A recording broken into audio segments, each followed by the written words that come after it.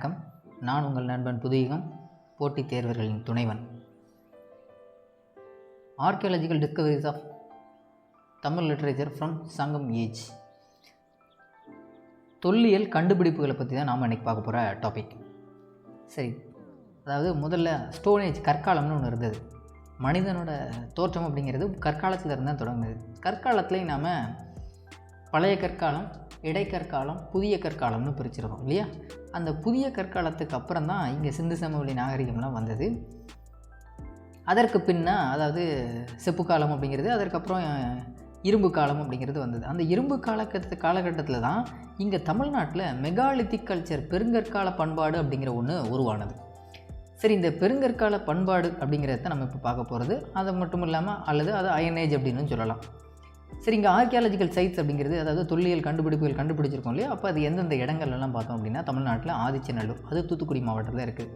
அங்கே நிறைய முதுமக்கள் தாழி மட்பாண்டங்கள், அதுவும் ரெட்வேர், சிவப்பு மட்பாண்டங்கள், சிவப்பு மற்றும் கருப்பு மட்பாண்டங்கள், அதுபோக இரும்பினால் செய்யப்பட்ட சில எக்யூப்மெண்ட்ஸு, அப்புறம் டேகர்ஸ், குத்துவால், ஸ்வாட், கத்தி, அப்புறம் ஸ்பியர்ஸ், ஈட்டி, அப்புறம் அம்பு, இது எல்லாமே கண்டுபிடிச்சிருக்காங்க.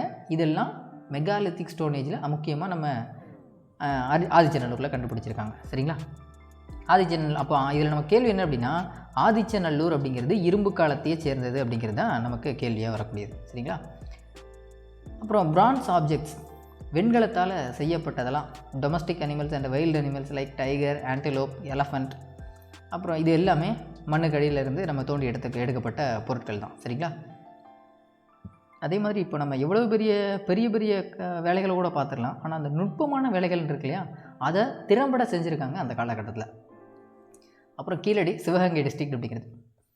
இந்த ஆர்கியாலஜிக்கல் சர்வே ஆஃப் இந்தியா அப்படிங்கிறது தொடங்கப்பட்டது 1861. First director of archaeological survey of India யாருன்னு கேட்டால் அது நம்ம அலெக்சாண்டர் கன்னிங்ஹாம். நம்ம தமிழ்நாட்டிலோட ஆர்கியாலஜிக்கல் சர்வே தொடங்கப்பட்ட ஆண்டு 1961, கரெக்டாக 100 வருஷம் கழிச்சு. சரியா? இதில் சங்க காலகட்டத்தை சேர்ந்தது தான் இந்த கீழடி அப்படிங்கிற கிராமம். அது திருப்பத்தூர் தாலுகாவில் இப்போ இருக்குது. இங்கேயும் நிறையா பொருட்கள் கண்டெடுக்கப்பட்டது. இதில் well late out drainage system அப்படிங்கிறது, அதாவது நன்கு அமைக்கப்பட்ட வடிகால் அமைப்பு முறை. ஏன்னா எப்போதுமே ஒரு நாகரிகமான அமைப்பு, ஒரு வாழ்வியல் முறை இருந்திருக்கு அப்படின்னாலே அங்கே கழிவுகளை வெளியேற்றக்கூடிய ட்ரைனேஜ் வடிகால் அமைப்பு சிறப்பாக இருந்துருச்சுனாலே அது நாகரிகமான ஒரு அமைப்புன்னு தான் இருக்கும். அந்த மாதிரி ட்ரைனேஜ் சிஸ்டம் பக்காவாக இருந்திருக்கு. அதே மாதிரி தமிழ் பிராமி எழுத்துக்கள் மட்பாண்டங்களில் இருந்திருக்கு. அப்புறம் கண்ணாடியிலான மணிகள், அப்புறம் கர்னீலியன் சிவப்பு நிற மணிக்கற்கள், குவார்ட்ஸ் படியக்கல், பேர்ல்ஸ் முத்துக்கள், அப்புறம் gold ornaments, iron objects, shell bangles, சங்கு வளையல்கள், அப்புறம் யானை தந்தத்தால் செய்யப்பட்ட பகடை, இது எல்லாமே கண்டுபிடிச்சிருக்காங்க கீழடியில். 2017 archaeological survey of India 2 sample அனுப்பியிருந்தாங்க ரேடியோ கார்பன் டேட்டிக்கு. அதாவது கதிரியக்க கார்பன் வயது கணிப்பு முறைக்கு அனுப்பப்பட்டிருந்தது பீட்டா அனலிட்டிக்கல் லேபு, ஃப்ளோரிடா. அப்போ இதுவுமே கேள்வி தான், எந்த லேபுக்கு அனுப்பப்பட்டது அப்படின்னா பீட்டா அனலிட்டிக் ஃப்ளோரிடாவில் யூஎஸ்ஏல இருக்குது. அங்கே லேபுக்கு தான் அனுப்பியிருப்பாங்க. அங்கே லேபுக்கு அனுப்புனதில் என்ன ரிசல்ட் கிடச்சிது அப்படின்னா, அங்கே கிடைக்கப்பட்ட சாம்பிளோட டேட் எவ்வளோ அப்படின்னா 200 BCE அப்படின்னு கண்டுபிடிச்சிருக்காங்க. புது ஆண்டுகளுக்கு முன்பு 200 ஆண்டுகள் ஆச்சு. 200 ஆண்டுகளில் வாழ்ந்த மனிதர்கள் பயன்படுத்திய பொருட்கள் அப்படின்னு கண்டுபிடிச்சிருக்காங்க. அது மட்டும் இல்லாமல் அங்கே நிறைய ரோமானிய பொருட்களும், ரோம் நாட்டை சேர்ந்த பொருட்களும் இருந்திருக்கு. அப்படின்னா என்ன அர்த்தம்? நமக்கும் ரோம நாகரிகருக்கும் நிறைய வணிக தொடர்பு இருந்திருக்கிறதா அர்த்தம். அப்புறம் பொருந்தல் அப்படிங்கிற இடம், பொருந்தல் இது திண்டுக்கல் மாவட்டத்தில் இருக்குது. இங்கேயும் நிறையா கிரே குட்ஸ் அப்படிங்கிறது, நல்லா புதையுண்ட பொருட்கள் நிறையா கிடச்சிருக்குது. அப்புறம் கண்ணாடி மணிகள் கிடச்சிருக்குது. அப்புறம் ரெட்டு, ஒயிட்டு, ப்ளூ, க்ரீன்லன்னு பல வண்ணங்களில் கிடச்சிருக்குது. அப்போ அயன் ஸ்வாட்ஸ், இரும்பு வாள் கிடச்சிருக்குது. பாட்ரி மட்பாண்டங்கள், அதில் தமிழ் பிராமி ஸ்கிரிப்ட் இருக்குது. இது போக பாட்ஸ் ஃபில்டு வித் ரைஸ், அரிசி நிரப்பப்பட்ட மட்பாண்டங்கள் கிடச்சிருக்குது. அப்புறம் செமி ப்ரிசியஸ் மெட்டல்ஸ் அப்படிங்கிறது அரிதான கற்கள். இதுவும் கர்னீலியன், குவார்ட்ஸ், பேங்கிள்ஸ் எல்லாம் உருவாக்கியிருக்காங்க அந்த கற்கள்னால. இதெல்லாம் பொருந்தல் அப்படிங்கிற இடத்துல கிடச்சிருக்குது. இந்த பொருந்தலில் முக்கியமாக நம்ம தெரிஞ்சிக்க வேண்டிய ஒரு மெட்டீரியல் என்ன அப்படின்னா அயன் சிக்கல். கதிர் அறுக்கும் அருவாள் அப்படிங்கிறது ரொம்ப முக்கியம். அப்புறம் டிப் ஆஃப் க்ளவ் அப்படிங்கிறது நம்ம உழவு செய்யக்கூடிய அந்த முனைகள் இருக்கு இல்லையா, அதோட கொழு முனைகள் தான் கிடச்சிருக்குது. சரிங்களா? அப்புறம் ஈட்டி இதெல்லாம் கிடச்சிருக்குது. அப்புறம் ரைஸ் கல்டிவேஷன் அங்கே ரொம்ப ப்ரிடாமினெண்ட்டாக இருந்திருக்கு அப்படிங்கிறது நமக்கு தெரிய வருது. ஏன்னா அதுதான் அவங்களோட ஸ்டாப்பிள் ஃபுட்டாக இருந்திருக்குது. அப்புறம் பையம்பள்ளி, இது வேலூர் டிஸ்ட்ரிக்டில் இருந்திருக்கிறது. அங்கேயும் மெகாலித்திக் கற்கால பண்பாட்டத்தை சேர்ந்த பிளாக் அண்ட் ரெட் வெஸ், கருப்பு மற்றும் சிவப்பு மட்பாண்டம். இந்த கருப்பு சிவப்பு மட்பாண்டங்கள் இருக்குல்லையே, அது எல்லா சைட்லையுமே கிடச்சிருந்துருக்குது. அப்புறம் இரும்பு உருக்கப்பட்டதற்கான சான்றும் பையம்பள்ளியில் கிடச்சிருந்தது. இங்கே கிடைக்கப்பட்ட பொருட்கள்லாம் 1000 BC அப்படின்னு சொல்லியிருக்காங்க ப்ரூஃப். கொடுமணல், அதுவும் ஈரோடு டிஸ்ட்ரிக்ட் தான். இது கொடுமலை பற்றி கொடுமணம் அப்படிங்கிற பேரில் 10 அப்படிங்கிற சங்க இலக்கிய நூலில் குறிப்பிடப்பட்டிருக்கு. இங்கே கிட்டத்தட்ட 300க்கும் மேற்பட்ட போட்டரி இன்ஸ்கிரிப்ஷன்ஸ், மட்பாண்டங்களில் தமிழ் பிராமி ஸ்கிரிப்டை கண்டுபிடிச்சிருக்காங்க. அதுபோக ஆர்கியாலஜிஸ்ட்டு ஸ்பெண்டில்ஸ், நூல் நூற்பு கருவியெல்லாம் இருக்கு இல்லையா, அதெல்லாம் கண்டுபிடிச்சிருக்காங்க. காட்டனில் பருத்திலிருந்து நூல் எடுக்கக்கூடிய முறைகள்லாம் இருந்திருக்குது. அதுபோக piece of cloth along with tools, weapons, ornaments, birds, அப்புறம் பர்டிகுலர்லி கர்னேலியன் ஸ்டோன், சிவப்பு நிற மணிக்கல்களும் நிறைய இடத்துல இருந்திருக்கு. அதுபோக மென்ஹிர், நினைவுக்கர்கள் இருந்திருக்கு. ஏன்னா நினைவுக்கர்கள்லாம் மெகாலித்திக் கல்ச்சரோட ஒரு முக்கியமான ஒரு ஆதாரம் தான். மெகாலித்திக் மோனுமெண்ட்ஸ், தமிழ்நாட்டில் பெருங்கற்கால நினைவு சின்னங்கள். அப்போ நினைவு சின்னங்கள் அப்படிங்கிறது அந்த காலகட்டத்தில் இருந்திருக்கு. இது நினைவு சின்னங்கள் அப்படிங்கிறது எதனுடைய நீட்சி அப்படின்னா, நியூ ஸ்டோனேஜ் இருக்கு இல்லையா, நியோலித்திக் ஏஜ், புதிய கற்காலத்தின் நீட்சி தான்.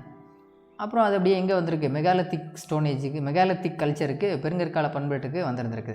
இந்த சிஸ்டத்தின்படி தான் டெட் பாடியை ஒரு இறந்துட்டாங்க அப்படின்னா அவங்கள ஒரு பெரிய பானையில் போட்டு அவங்களுக்கு தேவையான பொருட்கள்லாம் உள்ளே போட்டு புதைக்கிறது உண்டு. அதான் முதுமக்கள் தாலி அப்படிங்கிறது. இந்த மெகாலித்திக் மோனுமெண்ட்ஸ், இந்த நினைவு சின்னங்கள்லாம் பார்க்கும்போது தான் தெரியுது இவங்களோட கலாச்சாரம் அப்படிங்கிறது மிக நவநாகரிகமாக இருந்திருக்கு. ஏன்னா நிறைய ஒரு சமூகமாகவே வாழ்ந்திருக்காங்க இல்லையா, அதனால தான். அப்புறம் டோல்மெண்ட்ஸ் அப்படிங்கிறது கற்திட்டைகள். இந்த கல்திட்டைகள் அப்படிங்கிறது என்ன அப்படின்னா, ஒரு 2 இது மாதிரி ஒரு ஸ்டோனு, இல்லை 2 ஸ்டோனு, இல்லைனா 3 ஸ்டோன், இந்த மாதிரி வச்சு இதுக்கு கிராஸாக ஒரு ஹரிசாண்டலாக ஒரு ஸ்டோனை வச்சுருவாங்க. இந்த மாதிரி கற்திட்டைகள், டோல்மெண்ட்ஸ் அப்படிங்கிறது கண்டுபிடிச்சிருக்காங்க. இது எங்கே கண்டுபிடிச்சாங்கிறத கொஸ்டின் தான். வீரராகவபுரம் வில்லேஜ், அப்புறம் காஞ்சிபுரம் டிஸ்ட்ரிக்டில், கும்மாளமருதுப்பட்டி திண்டுக்கல், நரசிங்கப்பட்டி மதுரை, இந்த 3மே ரொம்ப முக்கியம். ஏன்னா இந்த கல்திட்டைகள் இன்னொன்று இது இது என்ன பர்பஸ்க்காக வச்சாங்க அப்படிங்கிறது இப்போவுமே நிறைய இடத்துல கண்டுபிடிக்க முடியாத அளவுக்கு. ஏன்னா இது உலக அளவில் இந்த டோல்மெண்ட்ஸ் அப்படிங்கிறது இருந்திருக்கு. அடுத்த மென்ஹிர், நினைவு கற்கள் அப்படிங்கிறது பிரிட்டானிய மொழியில் பார்த்தோம் அப்படின்னா மென் அப்படின்னா ஸ்டோனு, ஹெர் அப்படின்னா லாங் அப்படின்னு அர்த்தம். அதாவது மோனோலித்திக் பில்லர், ஒரே பில்லர் தான் வேர்ட்டிக்கலாக நட்டு வச்சுருவாங்க ஏன்னா அந்த இறந்த இடத்துல. அதான் மென்ஹிர், நினைவு கற்கள். மென்ஹிர் எங்கெல்லாம் கண்டுபிடிச்சிருக்காங்க அப்படின்னா, சிங்காரிப்பாளையம் திருப்பூர் டிஸ்ட்ரிக்டில், வேம்பூர் தேனியில், இங்கெல்லாம். அதுபோக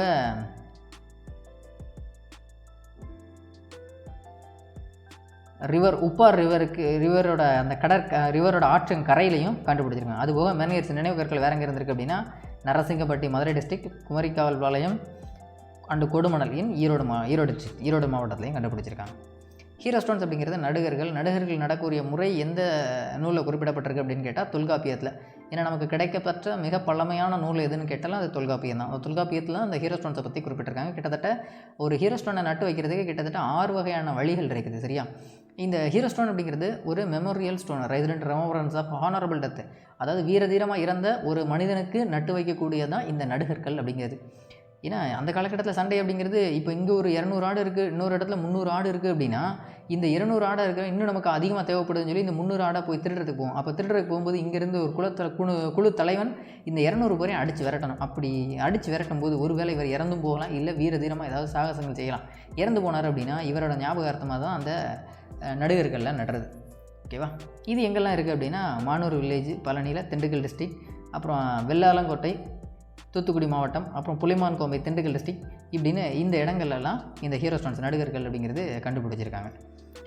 மெகாலித்திக் ஆர் அயனேஜ் இன் தமிழ்நாடு, பெருங்கற்கால பண்பாடு அப்படிங்கிறது நியோலித்திக்கில் என்ன பரியல் சிஸ்டம் இருந்ததோ அது அப்படியே கண்டினியூ ஆகி மெகாலித்திக் பீரியடில் வந்ததாகவும் நம்மளோட வரலாற்று ஆசிரியர்கள் சொல்கிறாங்க. அங்கே என்ன பண்ணியிருக்காங்க அப்படின்னா, அங்கே ஒரு வட்ட வடிவ கல்லை எடுத்து, வட்ட வடிவம் கல் அதை பயன்படுத்தியிருக்காங்க. எப்போ? ஃபியூனரல் டைமில். அதுபோக அப்படி இல்லைன்னா குத்துக்கல், இந்த மாதிரி பல வகையான வழியில் அந்த ஃபியூனரலை, அதாவது அந்த இறந்த இடத்த உருவாக்குறது அந்த காலகட்டத்தில் இருந்திருக்கு. இந்த மாதிரி நிறைய இடத்துல சைட்ஸும் கிடச்சிருக்கு. அது போக இது ஒரு வகையான கலாச்சாரம். அதாவது இறந்துருக்காங்கன்னா அந்த இடத்துல ஒரு கல்லை நட்டு வைக்கிறது. அது வட்டக்கல் இல்லைன்னா குத்துக்கல் எப்படி வேணாலும் இருக்கலாம். இது ஒரு வகையான முறை. இன்னொன்று, அந்த இடத்துல புதைச்சி வைக்கிறோம் அப்படின்னா ஒரு முதுமக்கள் தாளியில் அவங்களோட உடலை வச்சு அவங்களுக்கு தேவையான பொருட்களை வச்சு இந்த மாதிரியும் புதைச்சி வச்சுருக்காங்க. அது நம்ம ஆதிச்சநல்லூர்லலாம் கிடச்சிருக்குது. அது இப்போது ப்ரெசென்ட் தூத்துக்குடி டிஸ்ட்ரிக்ட்லேயே இருக்குது. அப்புறம் பிளாக்வேர், கருப்பு மட்பாண்டங்கள் அப்படிங்கிறது. இந்த கருப்பு சம்மந்தப்பட்ட மட்பாண்டங்கள் எல்லாமே இது புதைக்கப்பட்ட இடங்கள்லாம் மெஜாரிட்டி கிடச்சிருக்குது. மற்றபடி நார்மலாக மக்கள் பழக்க வழக்கங்களில் ஈடுபடக்கூடிய இடத்துல இந்த மாதிரி பொருட்கள்லாம் பெரிய அளவில் கிடைக்கல. ஈமச்சடங்கு பண்ணக்கூடிய இடத்துல தான் அதிகமாக கிடச்சிருக்கு. அப்போது மெகாலத்திக் கலாச்சாரத்தில் இதுவும் முக்கியமான ஒன்றா தான் கருதப்படுது. அதுபோக மட்பாண்டங்கள் கண்டுபிடிச்சிருக்காங்க, இரும்பு பொருட்கள் கண்டுபிடிச்சிருக்காங்க, அப்புறம் அரிதாக கிடைக்கக்கூடிய கற்கள் அதுவும் இந்த கண்டுபிடிச்சிருக்காங்க. அடுத்து, the end of the megalithic burial practices assigned to the 2nd 3rd century, 3வது நூற்றாண்டு 2வது நூற்றாண்டில் இந்த மெகாலித்திக் பரியல், அதாவது பெருங்கற்கால ஈம நடைமுறைகள் அப்படிங்கிறது தொடர்ந்து வந்ததாக வரலாற்றில் குறிப்பிடப்பட்டிருக்கு.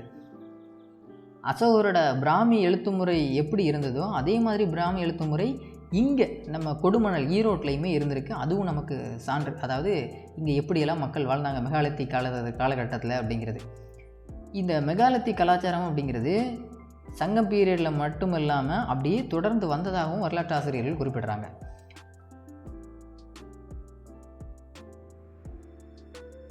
இந்த நடுகற்கள் இருக்கு இல்லையா, இந்த நடுகற்கள் நம்மளுடைய வைகையோட அப்பர் பார்ட் மேல் பகுதியிலையும் நிறையா கிடச்சிருக்குது. அதாவது ஹீரோஸ்டோன் நடுகர்கள் அப்படிங்கிறது இது எங்கே குறிப்பிடப்பட்டிருக்கு அப்படின்னா சங்க காலகட்டத்தில் நிறைய நூல்களில் குறிப்பிட்டிருக்காங்க. ஒருவேளை அது 2வது அல்லது 1வது நூற்றாண்டை கூட சேர்ந்ததாக இருக்கலாம் அப்படிங்கிற ஒரு செய்தியும் வரலாற்று ஆய்வாளர்கள் பதிவு செய்கிறாங்க. அப்புறம் scholars infer based on such evidence that some of the Sangam poems could be assigned to the early 1st century BCE or little earlier அப்படின்னு சொல்லியிருக்காங்க. அப்புறம் the tradition of erecting hero stones in memory of a dead warrior hero is considered to be an extension of the Menhir type of megalithic tradition. Menhir's upright monumental stones and dolmens made of big slabs or boulders or megalithic tombs found in Tamil Nadu. அதாவது வேறு ஒன்றும் இல்லை, ஒரு வீரன் இறந்த இடத்துல நடுகள் நட்டு வைக்கக்கூடிய அந்த கலாச்சாரம் தொடர்ந்து ஒவ்வொரு காலகட்டத்திலையும் வந்துக்கிட்டே தான் இருந்திருக்கு. அந்த குத்துகள் அப்படி இல்லைனா டோல்மென்ஸ், கல்திட்டைகள் இதெல்லாம் தமிழகத்தில் பெரிய அளவில் காணப்பட்டிருக்குது. அதுதான் பெருங்கற்கால ஈம சின்னங்கள் அப்படின்னு சொல்லக்கூடியதாக இருக்குது. இந்த மெகாலித்திக் சைட்ஸ் அப்படிங்கிறது நம்ம தமிழ்நாட்டில் ஆதிச்சநல்லூரில் இருந்திருக்கு. ஆதிச்சநல்லூர் அப்படிங்கிறது திருநெல்வேலியிலேருந்து 22 கிலோமீட்டர், அதாவது இப்போ ப்ரெசென்ட் தூத்துக்குடி மாவட்டத்தில் இருக்குது. இங்கே முதல்ல 1876 காலகட்டத்தில் ஜெர்மன் என்தோலாஜிஸ்ட் அண்ட் நேச்சுரலிஸ்ட் ஆண்ட்ரியூ ஜெகோர் அப்படிங்கிறவர் வந்து முதல்ல எக்ஸ்கவேட் பண்ணியிருக்கிறாரு. இவர் ஒரு குறிப்பிட்ட சாம்பிள்ஸ் எல்லாம் எடுத்து வச்சு அதெல்லாம் டெஸ்ட் பண்ணி பார்த்துருந்துருக்காரு. அப்புறம் great qualities of bones and skulls, எலும்பு கூடுகளும் அப்புறம் மண்டை ஓடுகளும் கிடஞ்சிருக்குது. இதெல்லாம் இப்போ பெர்லின் மியூசியத்தில் இருக்குது. முதல்ல வந்தவர் ஆண்ட்ரியூ ஜெகோர் 1876. அப்புறம் என்ன ஆயிடுச்சு அப்படின்னா district collector Tirunelveli district collector A J Stuart அப்புறம் பிஷப் ராபர்ட் கால்டுவெல் 2 பேரும் சேர்ந்து விசிட் பண்ணியிருக்காங்க திருநெல்வேலி ஆதிச்சநல்லூர் அடிக்கடி. அங்கே ஒரு குவார்ட்ஸ் சைட்டு படியக்கல் இருக்கக்கூடிய இடங்களை கண்டுபிடிச்சிருக்காங்க. உடனே நம்ம தோண்டி எடுக்கக்கூடாது, இங்கே முதல்ல என்ன இருக்குன்றதை கண்டுபிடிக்கணும் அப்படின்றதுக்காக ஆர்கியாலஜிக்கல் எக்ஸ்கவேஷனை தொடங்க ஆரம்பித்தாங்க. அது யாரோட தலைமையில் அப்படின்னா அலெக்சாண்டர் ரியார் தலைமையில். முதல்ல டாக்டர் ஜெகோர் வந்திருக்காரு, அப்புறம் ஏஜே ஸ்டூவர்ட்டும் ராபர்ட் கால்டுவெல்லும் வந்து பார்த்துருக்காங்க. அப்போ தான் இந்த மாதிரி படியக்கல் இருக்கக்கூடிய இடமா இருக்குது, அதனால் இதை நம்ம தோண்டி எடுக்கக்கூடாது, இதை வரலாற்று ஆய்வாளர்கள் தான் பார்க்கணும் அப்படின்னு சொல்லி அடுத்து அலெக்சாண்டர் ரியா வந்திருக்காரு. அப்புறம் ரியா நிறையா விஷயங்களை கண்டுபிடிச்சிருக்காரு, ஃபோட்டோலாம் எடுத்து வச்சு அந்த ரிப்போர்ட்டெல்லாம் சப்மிட் பண்ணியிருக்காரு. ஆர்கியாலஜிக்கல் சர்வே ஆஃப் இந்தியா 1902-3 கிட்டத்தட்ட 100 வருஷம் கழித்து இந்த ஆர்கியாலஜிக்கல் சர்வே ஆஃப் இந்தியா மீண்டும் நிறைய எக்ஸ்கவேட் பண்ணாங்க. அதோட ரிப்போர்ட்ஸ்லாம் இப்போ வரைக்கும் வரல. வந்ததுனா தான் இன்னும் நம்மளுடைய வரலாறு எவ்வளவு நீண்ட பெருமை கொண்டது அப்படிங்கிறது நமக்கு தெரியும். அதே மாதிரி பரியல் மவுண்ட், அதாவது புதைமேடு அப்படிங்கிறது ஆதிச்சநல்லூரில் இருந்திருக்குது. அங்கே தான் முதுமக்கள் தாளியில் அவரை இறந்தவங்களை உள்ளே வச்சு அவங்களுக்கு தேவையான பொருட்களை வச்சு புதைக்கிறது. அது நிறையா கிடச்சிருக்கு ஆதிச்சநல்லூர். ஆதிச்சநல்லூர் ரொம்ப முக்கியமான ஒரு சைட், அது இரும்பு காலத்தை சேர்ந்தது தான். அதுபோக பிரான்ஸ் ஆப்ஜெக்ட்ஸு நிறையா கிடச்சிருக்கு. அப்புறம் ட்ரேஸ் ஆஃப் கிளாத், சின்ன சின்ன துணி மரப்பொருட்கள்லாம் நிறையா கிடச்சிருக்கு.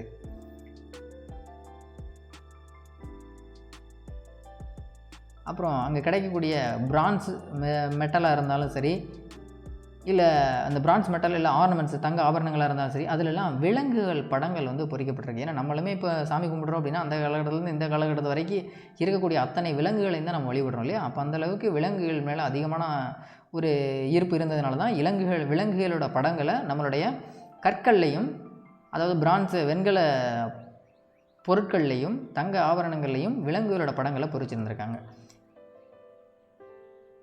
இந்த ராபர்ட் கால்டுவெல் இருக்கார் இல்லையா, அவர் இங்கே வந்தபோது தான் செம்புனால் செய்யப்பட்ட வளையல்களையும் கண்டுபிடிச்சிருக்காரு.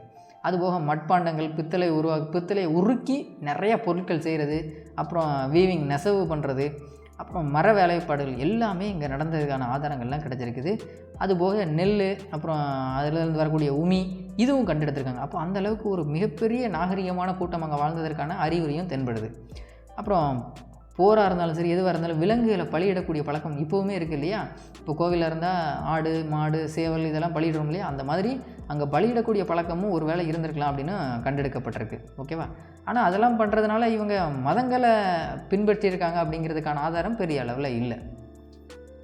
பையம்பள்ளி அப்படிங்கிறது திருப்பத்தூரில் இருக்கக்கூடிய, திருப்பத்தூர் தாலுக்கில் வேலூர் டிஸ்ட்ரிக்டில் இருக்கக்கூடியது பையம்பள்ளி.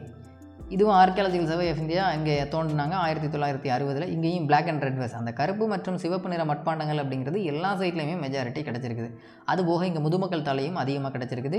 இதோட பீரியட்லாம் செக் பண்ணி பார்த்தோம் அப்படின்னா 1000 BCE, 1000 புது ஆண்டுகளுக்கு முன்பு. கொடுமணல், இது ஈரோட்டிலேருந்து 40 கிலோமீட்டரில் தள்ளி இருக்குது, நொய்யல் ஆற்றங்கரையில்.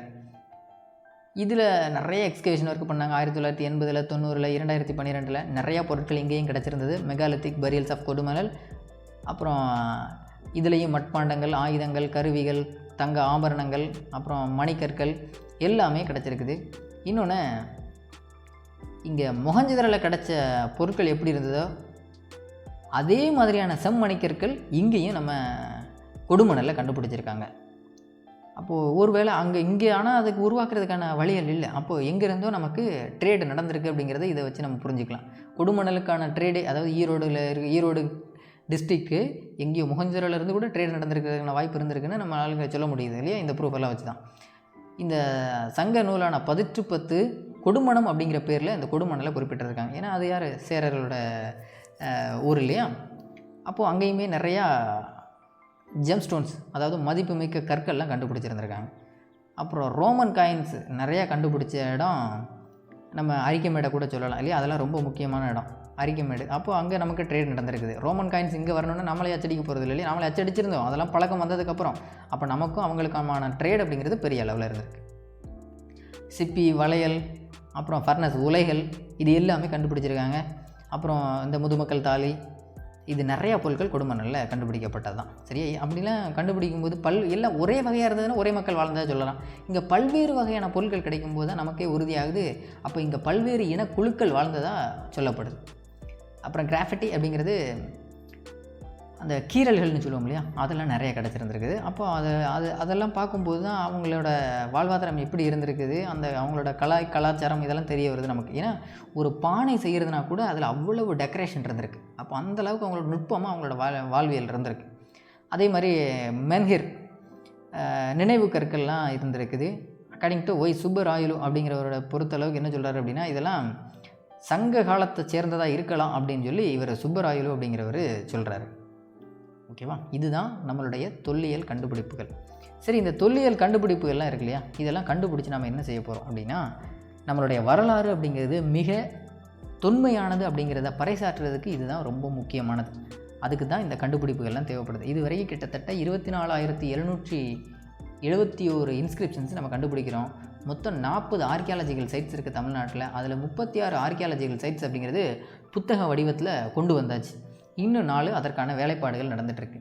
இது எல்லாத்தையும் பாதுகாக்கிறதுக்கு தான் இங்கே ஆர்கியாலஜிக்கல் சர்வே ஆஃப் இந்தியான்னு ஒரு டிபார்ட்மெண்ட் இருக்குது. அதுபோக நிறையா மியூசியம்லாம் இருக்குது.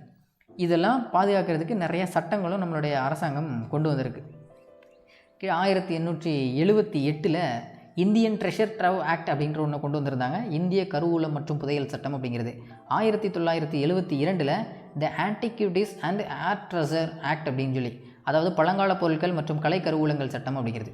1958 ancient monuments and archaeological sides and remains act அப்படின்னு சொல்லி, அதாவது பழமையான நினைவு சின்னங்கள் மற்றும் தொல்லியல் ஆய்வுக்களங்கள் மற்றும் எஞ்சிய பொருட்கள் சட்டம்னு சொல்லி 1958 கொண்டு வந்திருக்காங்க. அப்போ இதெல்லாம் சட்டம் போட்டு தான் இந்த பொருட்களை நம்ம பாதுகாத்து நம்மளுடைய வரலாறு என்ன அப்படிங்கிறத இந்த உலகுக்கு பறைசாற்றுவது தான் நம்மளுடைய வேலை. சரியா. மிக்க நன்றி.